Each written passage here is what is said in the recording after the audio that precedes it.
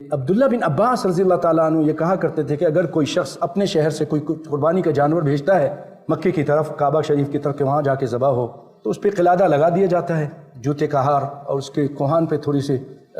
اس کو کاٹ کر اس کا خون اس پہ مل دیا جاتا ہے، لوگوں کو پتہ چلے کہ قربانی کا جانور۔ وہ کہتے تھے کہ جب وہ اس طرح بھیجے گا تو وہ حالت حرام میں ہو جائے گا، ناخن نہیں کاٹ سکتا، بال نہیں کاٹ سکتا، بیوی کے پاس نہیں جا سکتا، جیسے کہ حاجی ہوتا ہے، اس طرح ہو جائے گا۔ تو اماں عائشہ نے یہ سنا تو تعجب کیا، تو اس سے کیا پتہ چلا بھائیو، انسان سے چاہے وہ کتنی بڑی شخصیت ہو، اس سے بھول چک ہو سکتی۔ عبداللہ بن عباس حبر الامہ ہے، مفسر قرآن ہے، لیکن ان سے بھول ہو گئی۔ اور پھر ام المؤمنین نے فرمایا کہ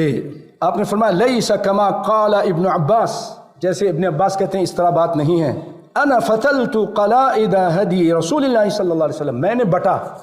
فتلت معنی بٹنا، جیسے رسی کو ہمارے یہاں بٹتے ہیں نا، اس کو بٹنی بولتے ہیں نا پنجابی میں، اردو میں بھی۔ میں نے بٹا جو قلادہ ہوتا ہے، جو ہار ہوتا ہے اس کے گلے کے لیے رسی کا، بیدیہ، اپنے دونوں ہاتھوں سے، ثم قلدها رسول اللہ صلی اللہ علیہ وسلم، پھر رسول اللہ صلی اللہ علیہ وسلم نے اس پر اس قلادے کو اس کو پہنایا، بیدیہ، اپنے ہاتھوں سے، ثم بعث بها مع ابی، پھر اس کو میرے والد کے ساتھ بھیجا، کیونکہ آپ کے آخری حج سے پہلے سیدنا ابو بکر حج کے امام تھے، تو ان کے ہاتھ، ابو بکر کے ہاتھ، اماں عائشہ کے ابو کون ہیں؟ ابو بکر ہیں، تو ان کے ہاتھ یہ جانور بھیجا تھا۔ فلم یحرم علی رسول اللہ صلی اللہ علیہ وسلم شیء